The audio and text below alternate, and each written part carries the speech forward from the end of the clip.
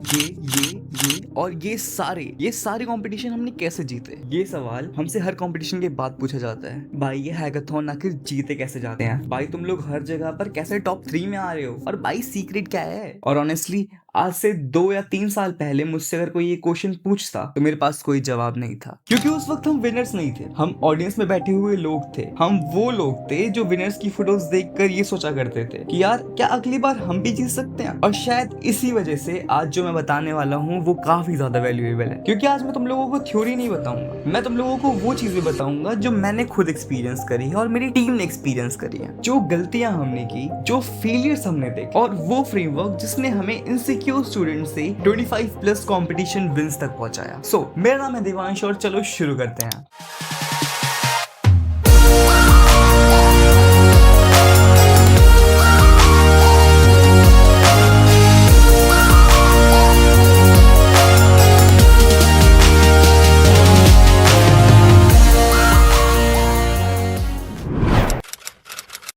हमारी जर्नी किसी ट्रॉफी से स्टार्ट नहीं हुई, हमारी जर्नी एक लॉस से स्टार्ट हुई। हमारी जर्नी स्टार्ट होती है कोड फॉर कॉज से, एक हैकाथॉन जो कि 2024 में ऑर्गेनाइज कराया गया इन MSIT। उस वक्त हम कोई सीरियस कॉम्पिटिटर्स नहीं थे, हम बस एक्साइटेड स्टूडेंट्स थे। नए लोग मिलेंगे, फ्री का खाना मिलेगा, हैकाथॉन का एक्सपीरियंस मिलेगा, बस इसी एक्साइटमेंट में गए थे और ऑनेस्टली बहुत मजा आया। And finally after 24 hours hackathon winners announce हुए। और जब विनर्स अनाउंस हो रहे थे ना, तब हमें एक अजीब सी फीलिंग आई। हमने रियलाइज करा कि हम पार्टिसिपेट करने आए थे, लेकिन जीतना किसी और ने था, बिकॉज शायद लोग यहाँ पर जीतने भी आते हैं। और उस दिन का एक थॉट आया, अगर ये लोग कर सकते हैं तो हम क्यों नहीं। उस दिन हम ट्रॉफी लेकर घर नहीं आए थे, बट एक माइंडसेट लेकर आए थे, और वही माइंडसेट सबसे इंपॉर्टेंट था हमारी जर्नी के स्टार्ट के लिए।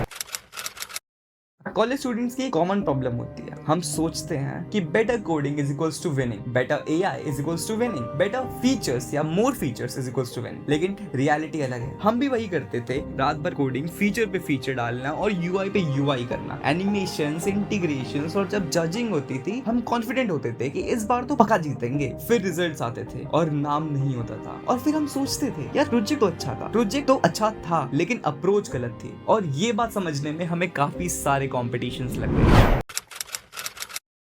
किसी ने कितना सही कहा है ना, show me your friends and I will show you your future. Then एक चीज हुई, we formed a group of 15 people, 15 ऐसे लोग, ऐसे दोस्त जो साथ में ग्रो करना चाहते थे, जीतना चाहते थे, सीखना चाहते थे और मजे करना चाहते थे। और आज भी जब मैं उन मोमेंट्स को याद करता हूँ तो ट्रॉफी से ज्यादा याद आती है वो मेमोरीज जो हमने साथ में शेयर करी। वो लेट नाइट डिस्कशंस, ट्रेन की जर्नी, लास्ट मिनट की डीबगिंग, प्रेजेंटेशन से पहले का पैनिक और रिजल्ट्स के बाद का सेलिब्रेशन। हमने डिसाइड किया है कि हर अपॉर्चुनिटी को सीरियसली लेंगे, और जब भी कोई अपॉर्चुनिटी आती है तो हम खुद को टीम्स में डिवाइड करते हैं। कोई AI करता है, कोई फ्रंट एंड, कोई बैक एंड और कोई हार्डवेयर, और कोई करता है रिसर्च। और धीरे धीरे हमारा इकोसिस्टम बिल्ड होने लगा। ये पॉइंट बहुत इंपॉर्टेंट है, कभी भी सोलो हीरो बनने की कोशिश मत करना। लॉन्ग टर्म में टीम्स ही विन करती हैं, इंडिविजुअल्स नहीं।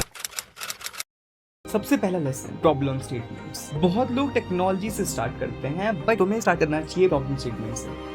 कोर्स फेयर में हमने प्रॉब्लम स्टेटमेंट को सिर्फ पढ़ा नहीं, हमने इसे डाइसेक्ट किया, रिसर्च पेपर देखे, गूगल किया, चैट GPT यूज किया, डीप रिसर्च करी, और फिर डिसाइड किया कि एक्चुअल प्रॉब्लम क्या है। क्योंकि जजेस टेक्नोलॉजी से इंप्रेस नहीं होते, जजेस को प्रॉब्लम की अंडरस्टैंडिंग से इंप्रेस करना चाहिए। जजेस को ये रखना चाहिए कि तुमने प्रॉब्लम को समझा है एंड देन तुम उसे सॉल्व करने आए हो, ना कि तुमने सिर्फ और सिर्फ चैट GPT से आंसर्स निकाल लिए।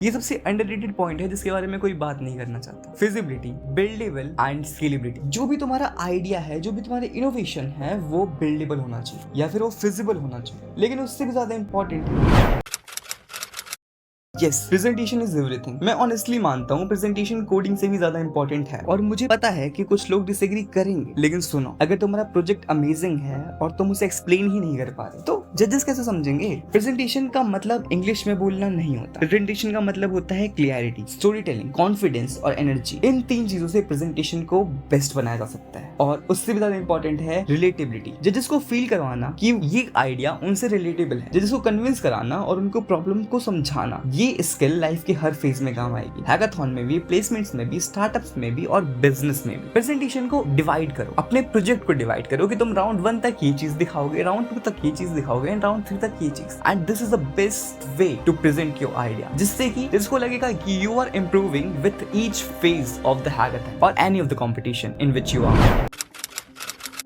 अब आते हैं एक्चुअल चीज पर जो कि बहुत इंपॉर्टेंट है, कॉन्फिडेंस। ओवर कॉन्फिडेंस नहीं, सिर्फ कॉन्फिडेंस। क्योंकि हमें विनिंग ने कॉन्फिडेंस नहीं दिया, हमें कॉन्फिडेंस ने विनिंग दी। पहले हम स्टेज पर डरते थे, क्वेश्चन से डरते थे, जजेस से डरते थे, क्रिटिसिज्म से भी डरते थे, लेकिन धीरे धीरे हमने सीखा कि कॉन्फिडेंस का मतलब परफेक्ट होना नहीं होता। कॉन्फिडेंस का मतलब होता है प्रिपेयर्ड होना। और जब ये समझ में आया, रिजल्ट्स बदलने लगे।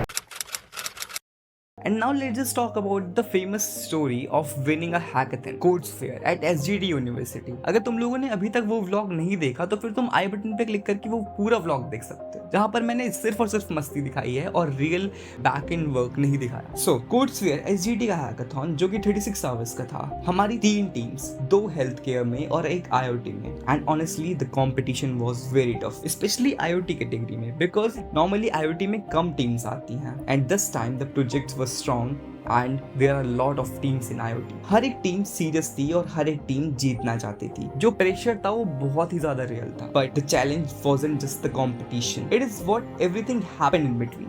अब जजिंग राउंड शुरू हुआ दूसरा। अब उसमें भाई साहब हमने जब जजिंग राउंड शुरू हुआ है तो हमारा वो मॉडल ये मॉडल फोड़ दिया। बहुत कुछ हुआ है भाई बीच में। मैं स्पेसिफिकली IoT टीम का पार्ट था एंड जो बुरा हुआ वो सिर्फ एक बार नहीं, वो 2 बार। पता है क्या हुआ यार, मैं रिकॉर्ड नहीं कर पाया, वरना इतना तगड़ा किस्सा है ना वो, अगर मैं तुम्हें बताऊं तो हमारा एक कंपोनेंट गया, हमारा इक्विपमेंट्स फेल्ड हुए। एक समय पर हमारा वॉइस रिकॉग्निशन मॉड्यूल काम करना बंद कर चुका था। With the presentation round approaching, बहुत ही ज्यादा पैनिक हो चुका था, but instead of giving up our teammate stepped up and she went from team to team asking if anyone had the exact same module, but किसी के पास नहीं था। Still she kept trying and seeing her struggle. One of the organising team member जो कि पार्थ भाई थे, he came forward and helped us troubleshooting the issue. After a lot of effort, we somehow got the module working again and problem solved. नहीं, ऐसा सिर्फ तुम्हें लग रहा है, because हमें भी ऐसा ही लगा था, but just before the second round दूसरा मॉड्यूल फूक गया। भाई हाँ शुरुआत में उस बंदे ने क्या किया, इसका कर दिया कुछ तो ये चलने का, इसका मॉड्यूल खराब कर दिया, इसको बड़ी मुश्किल से ठीक करा है। ठीक है। वो अब जजिंग राउंड शुरू हुआ दूसरा। अब उसमें भाई साहब हमने जब जजिंग राउंड शुरू हुआ है तो हमारा वो मॉडल ये मॉडल फोड़ दिया। हमारा ESP पूरा का पूरा मर चुका था, like it is dead. At the worst possible moment, there was no time to waste. So one of my teammate and I, हम दोनों के दोनों भाग के गए गुड़गांव एंड हमने एक ESP32 की रिप्लेसमेंट ढूंढी एंड हम वापस आए। हमने दोबारा पूरा सेटअप बनाया एंड अपने प्रोजेक्ट को वापस से रनिंग किया। इन मोमेंट्स ने हमें बहुत कुछ सिखाया। जीतना सिर्फ और सिर्फ एक अच्छे आइडिया के साथ इनफ नहीं है। जीतने के लिए तुम्हें काम होना पड़ता है। जब सब कुछ ढह रहा हो, the everything starts falling apart and it's good finding solution when your excuses are easier, and that's where the preparation help. हमारी रिसर्च, हमारी टीम वर्क, सबने एक साथ काम किया, प्रेजेंटेशन ने एक साथ काम किया और रिजल्ट्स, हमारी टीम में से 2 टीम्स ने फर्स्ट पोजीशन पाई एंड ये मोमेंट्स हमें काफी कुछ सिखा गए हैं। प्रिपरेशन ने कॉन्फिडेंस बनाया और कॉन्फिडेंस ने परफॉर्मेंस और परफॉर्मेंस ने रिजल्ट बनाया जो कि तुम सब ने देखा। आफ्टर ऑल दीज लेसन्स, अब मैं बस एक कॉन्ट्रोवर्शियल बात बोलूंगा कि विनिंग इम्पॉर्टेंट नहीं है।